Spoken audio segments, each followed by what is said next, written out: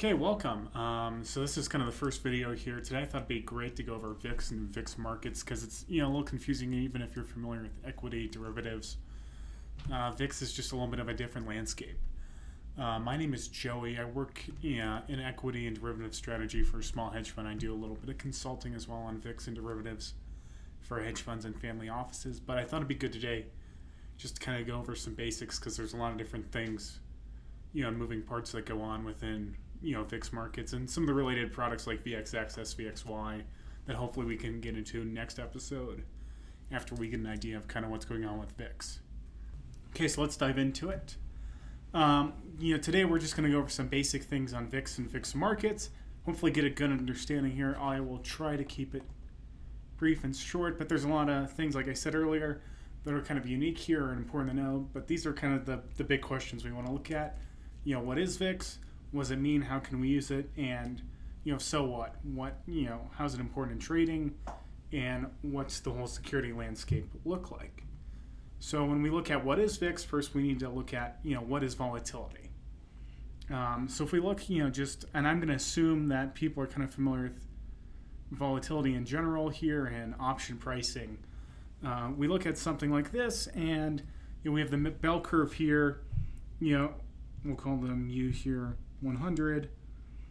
A 10% IV stock versus 25% IV stock.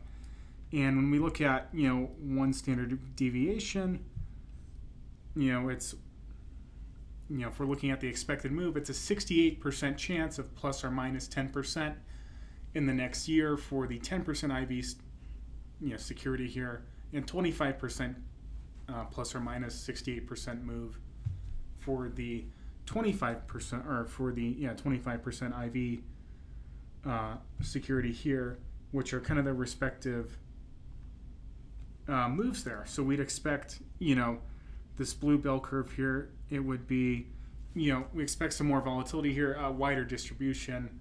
We're using a log normal distribution here. This is kind of what we're looking at. So for VIX, this is the S&P 500. Oh, that's why a little frozen there. So VIX, we're looking at the S&P 500. So that same, 68% chance of plus or minus within plus or minus, let's call it 12% because VIX, closed on Friday at 12. We're using 30-day options here, or 23 to 37 data expiration options with non-zero bids is the calculation here. Looking at implied volatility of these SPX puts. And that's how we're getting to this definition of VIX, that it's roughly an annualized expected one standard deviation move in the S&P 500 based on, that calculation there. So it's very important when we're looking at what investors are willing to pay, since IV is the variable in any option pricing model for S&P 500 options. Most importantly, I think, is how it's misused, because we'll see a lot of, publications, journalists, or talking heads on TV kind of use this on a, anytime there's a little bit of a market sell-off, they'll pull this up, and maybe they don't have a great, don't blame them, they don't have a great understanding of, what it's saying. Most importantly, I think, we're not looking at it as predicting what's going to happen in the future. It's a point-in-time indicator of investor sentiment, more specifically, the demand for these SPX puts. So we'll look at what does VIX infer, what does it mean? So if we get a reading of spot VIX, and we'll refer to, from now on, we'll refer to spot VIX as, the VIX reading you get if we pull up, the ticker on Yahoo Finance. I'll give you the site VIX Central here in a little bit, but it's great for the futures curve and spot VIX. So if we see that reading there of VIX, and we said it's 12%, like we said before, we can infer based on this reading, what kind of this expected volatility is. We know what it's saying there in plus or minus, is 12% move, 68% chance of that one standard deviation move. But it really doesn't tell us anything about the future because it's a crowdsourced estimate based on S&P 500 options, these 30-day options on, just implied volatilities going into the future. So just kind of based on the usefulness of this, we know from a behavioral kind of economics or behavioral finance standpoint that there's always going to be a premium there for implied volatility versus realized volatility on average. So we'll go look kind of on Bloomberg here. Let's pull this up. We'll look at it over 5 years. VIX is a mean reverting security is a big point as well. We're going to hit these points where the S&P 500 has these, long-term kind of averages of realized volatility around, we'll call it 12 to 15% is kind of what that average realized, or not realized, but implied, volatility is on it. And then, we can go and look at realized, and we'll see that's, it's going to be a little bit below what people are willing to sell this for. And a few other things that are going to price it because, we can't predict the future if there's any kind of near-term macro events. There's a Fed meeting, let's say a G7, where, currently, let's say Trump and Xi were going to meet, and we were expecting some, news on trade. There's uncertainty there. There's going to be demand for S&P 500 puts, naturally going to bring VIX up if those are, bid up there. That's kind of what it's talking about in terms of current events. We'll see some moves in pricing there.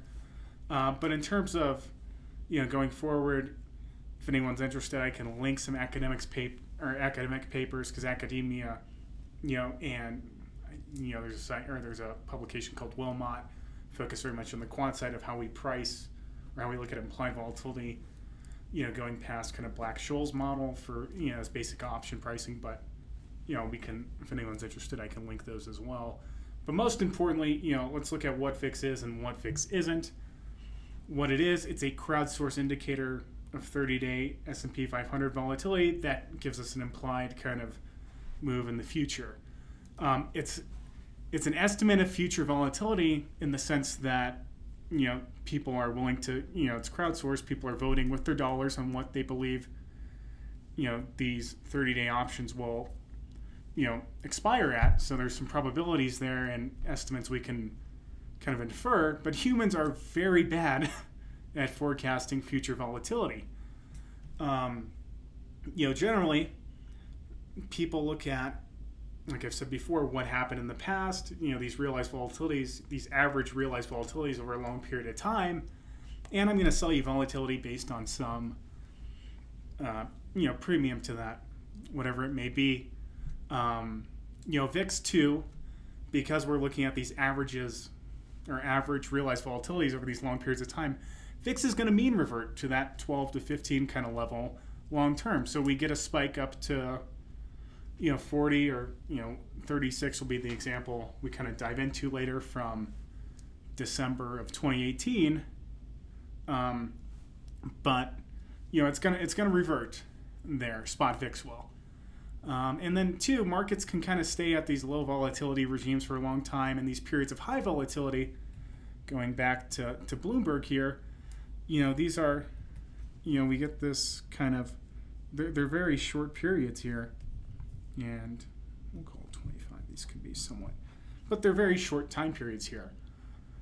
So looking at, VIX here, very interesting security. And naturally, it is a derivative of the S&P 500 in that sense.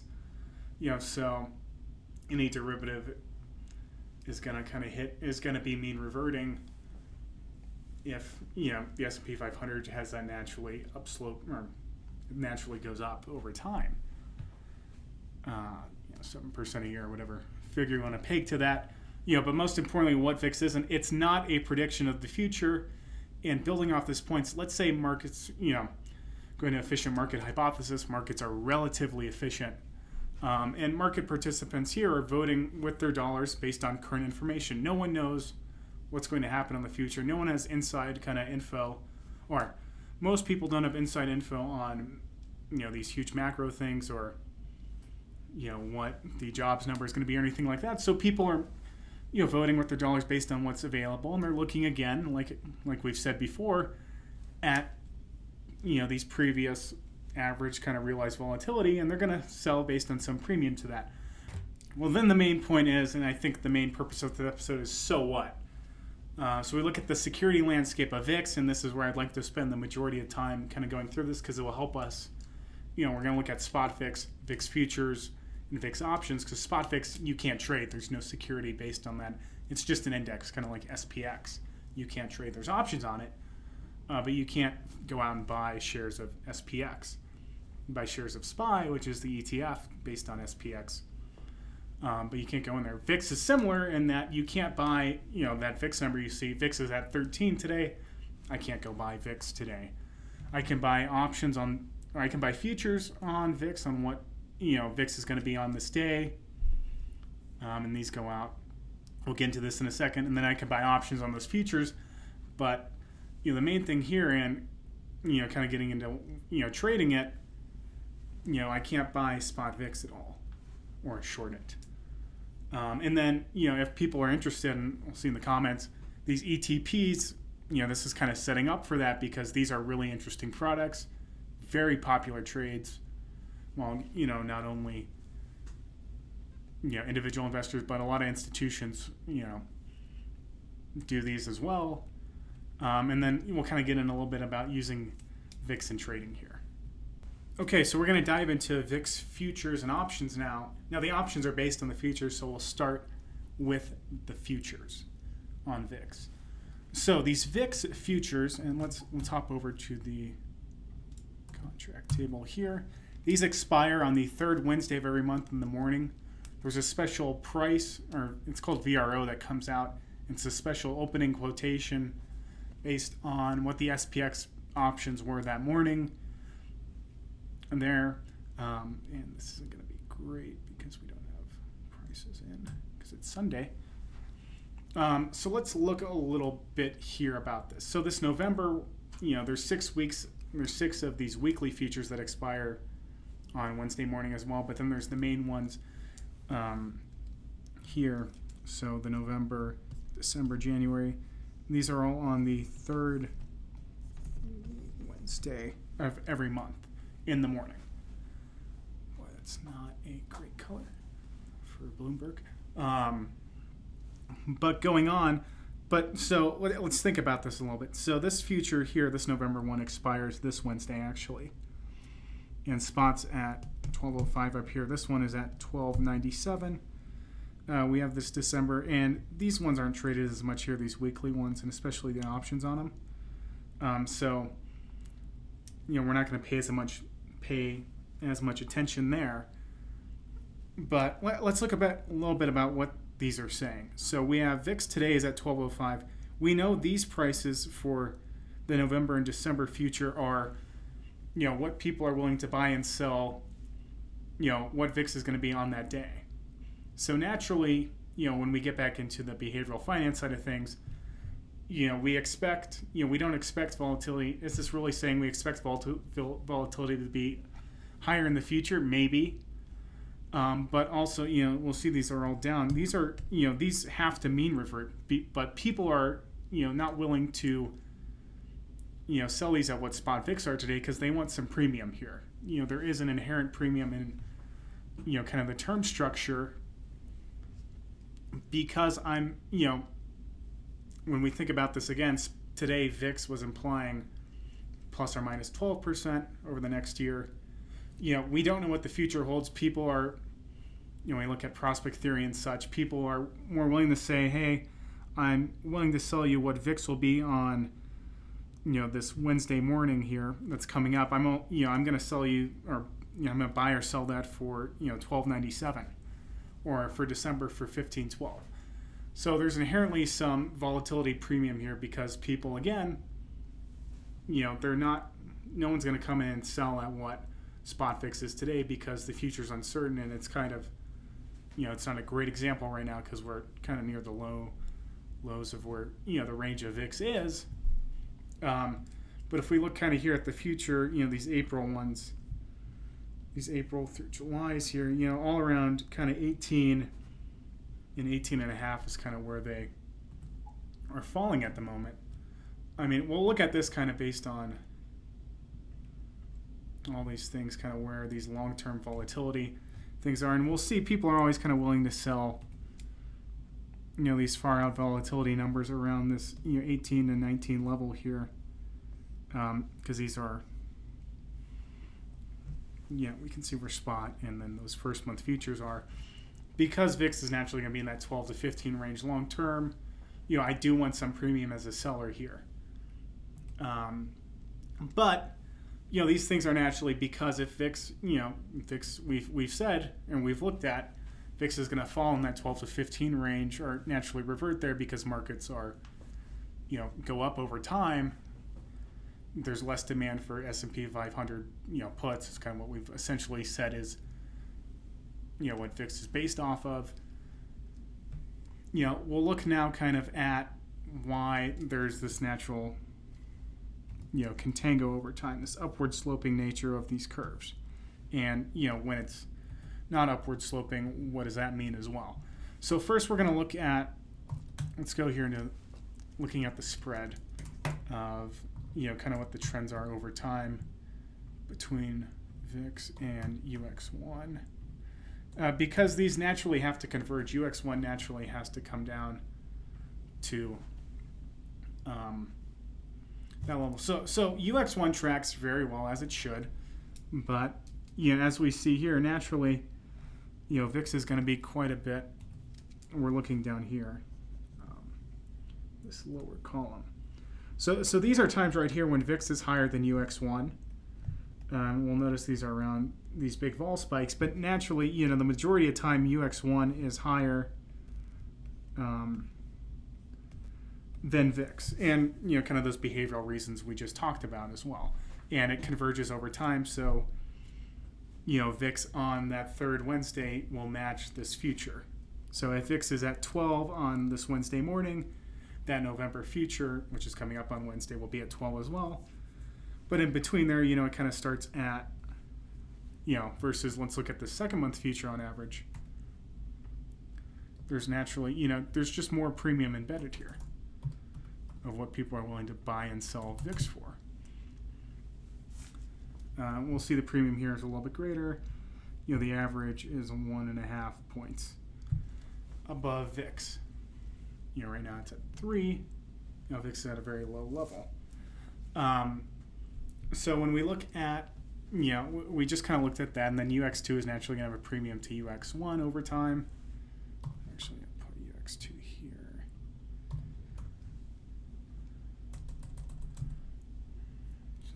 So UX2 is naturally higher than UX1 because, we can get to some trades there. But, again, future volatility, I'm not going to sell it at, current volatility or expected kind of current volatility, or what volatility is expected a month out. These are people's bets on, it's crowdsourced bets on what volatility is going to be on that third Wednesday of, that month. But the beta is kind of in general, so UX, kind of going to it because we'll see, let's go to 1 year here because I want to look at last December. So let's see if I can let's look at UX1 actually versus spot VIX, because this is important when we get into the curve here. Oh, thank you. That's and I do want to focus on, sorry about this.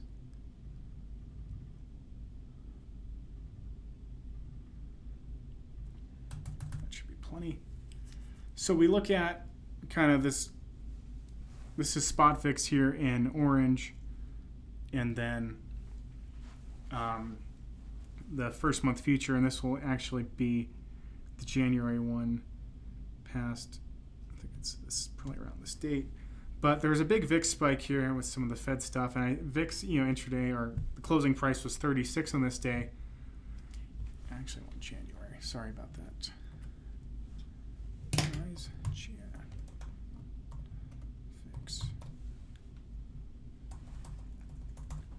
What's the?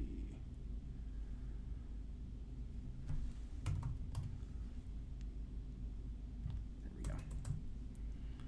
Helps to know those. Okay, this is a better look at it because this isn't the rolling UX1. So we'll see this future only hit, because this is what this January futures would be the third, expires right here. Well, we expect volatility to be on the third Wednesday of that January, and this is what actual real-time SPX puts or SPX options we're saying about volatility here. Obviously there's going to be a big difference when there's a spike like this, because unless we time it absolutely correct on this kind of weekly future here or nearby future, we know VIX is mean reverting over time. People don't expect volatility to stay at that level unless the news just gets gets increasingly bad. So these futures aren't going to move quite as much. So it becomes kind of the main point we'll get into later is it becomes very difficult to get long VIX. And such, the options on these, we'll dive into that quickly here.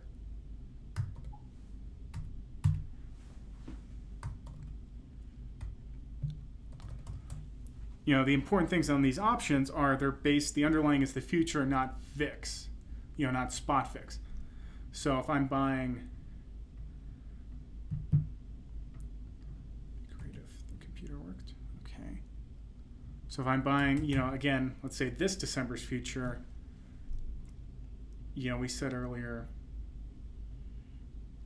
we'll look at spot here in a second, but, if I'm looking at, this December future, it's not based off of, it's based off, here we go.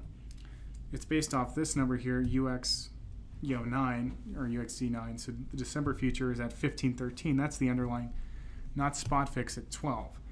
Which, if we put in spot VIX into an option calculator to kind of look at what implied vol was versus, what historically implied vol is for some of these options, we'd get a very bad number.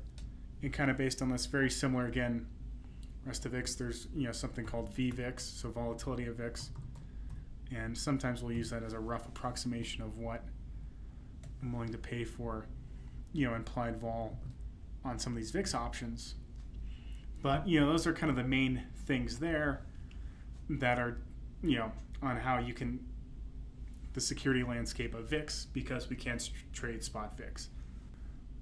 Okay, so we've talked about the futures now. The big thing about the futures and kind of going forward, if we look at these ETPs as well, is the futures curve, because these ETPs, these exchange traded products, hold the first and second, or a lot of them hold the first and second month future.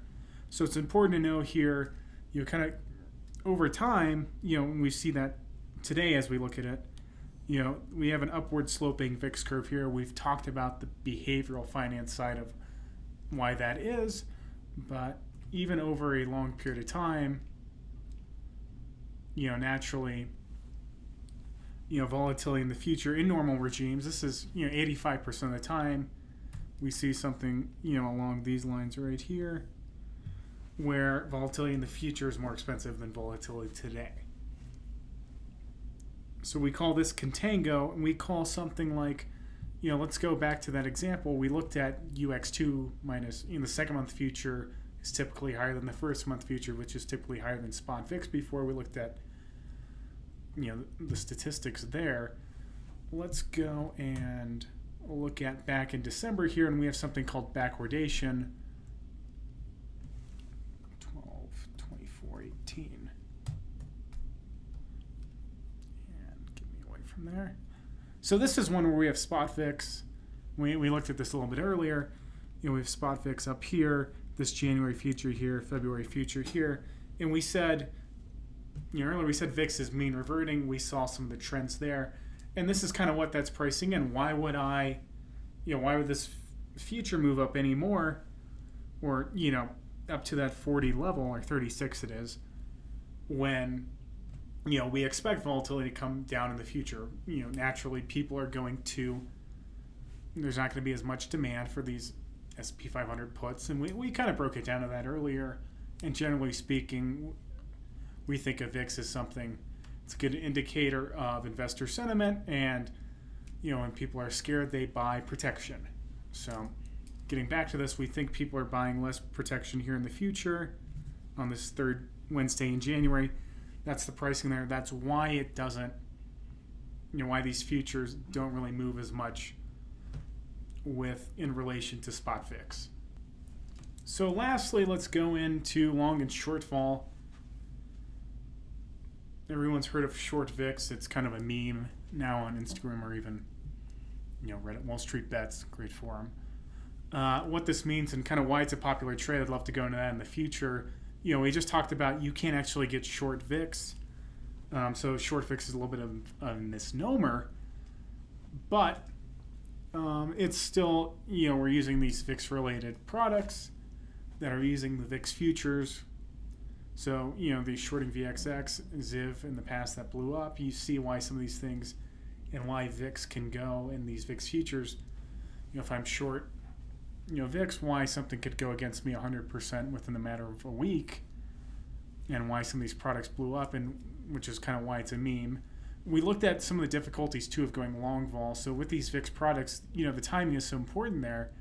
Even if we want to get long vol and we think there's going to be a vol event, unless we have the timing down pretty tight on what we think in that catalyst occurs in that time period, it's very tough to get long vol, because these securities are just what we saw earlier with I'm not betting on spot VIX, I'm betting on volatility on a certain day in the future, and yes, they'll move a little bit together but not perfectly. And kind of ultimately one of the best things is just buying SPX puts, getting long those.